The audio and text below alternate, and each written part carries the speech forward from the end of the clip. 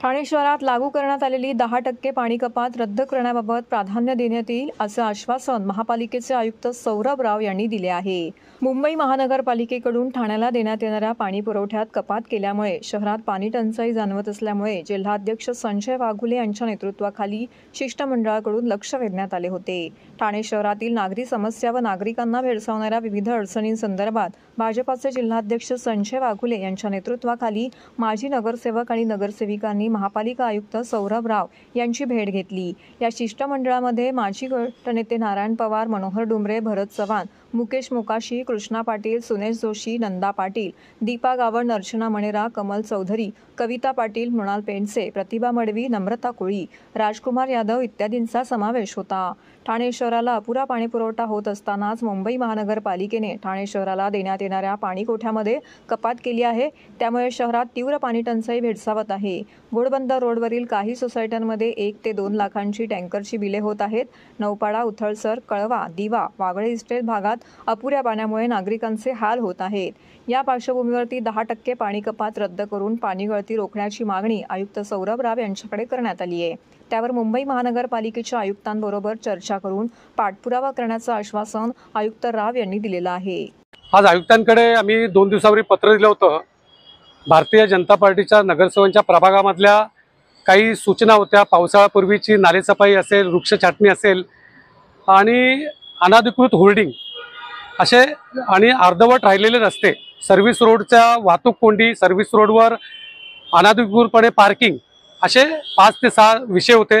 त्या बाबतीत आयुक्तांकडे सकारात्मक चर्चा झाली आणि अनधिकृत होर्डिंग जे सर्व्हिस रोडला होर्डिंग आहेत त्या ठिकाणी जमिनीचे मालक कोण आहेत, प्रत्यक्ष महानगरपालिकेच्या रेकॉर्डला होर्डिंगची साईज किती आहे आणि जागेवर किती आहे त्याच्यामध्ये मोठ्या प्रमाणात तफावत आहे।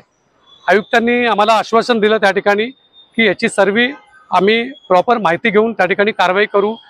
दुसरं, ठाणे शहरातली मैदानं आहेत ती मुलांना खेळण्यासाठी उपलब्ध करून द्यायला पाहिजे। अनेक मैदानांमध्ये एक्झिबिशन होतात, तर वर्षामधनं त्या ठिकाणी 365 दिवसापैकी एक ठराविक 45 किंवा 50 दिवसामध्ये त्या ठिकाणी एक्झिबिशन त्या ठिकाणी व्हायला पाहिजे। इतर वेळेला मैदानं मुलांना खेळण्यासाठी त्या ठिकाणी उपलब्ध व्हायला पाहिजे।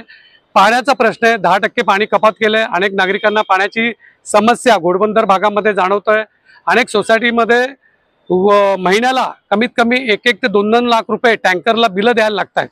हा एक विषय चर्चा त्या ठिकाणी झाली पॉझिटिव्ह। 10% पाणी कपात लवकरच रद्द करण्यात येईल असं आयुक्तांनी आश्वासन दिलंय। आज आम्ही भारतीय जनता पार्टीच्या सगळ्या नगरसेवकांनी माननीय आयुक्तांची भेट घेतली आणि प्रत्येकाच्या प्रभागातले जे अतिशय महत्त्वाचे विषय होते, आपत्कालीन जे विषय होते, मग ती नालेसफाई असेल, फांद्या छाटणी असेल किंवा छाटलेल्या फांद्या या वेळेवरती उचलल्या जात नाहीत किंवा पाणी कपात आता सध्या जी ठाण्यामध्ये चालू आहे आणि नागरिकांना त्याचा खूप त्रास होतोय, अनधिकृत होर्डिंगचा विषय असेल किंवा ज्या अनेक गाड्या अनेक महिने वर्षानुवर्ष एका जागी पार्क केलेल्या असतात त्याच्यामुळे ट्रॅफिक जाम होतं किंवा पार्किंगला जागा मिळत नाही, अशा अनेक समस्यांवरती आमच्या आयुक्तांची चर्चा झाली आणि आयुक्तांनी अतिशय सकारात्मक असा आम्हाला प्रतिसाद दिलेला आहे। आणि ज्या आम्ही सगळ्या नगरसेवकांनी ज्या काही मागण्या केल्या तर या सगळ्या विषयांवरती लवकरात लवकर आढावा घेऊन प्रत्येक प्रभागामध्ये ते स्वतः येऊन पाहणी दौराही करणार आहेत आणि जे विषय आम्ही त्यांच्या समोर मांडले ते लवकरच त्याच्यावरती ते कारवाई सुरू करणार आहेत असं त्यांनी आम्हाला आश्वासन दिलेलं आहे।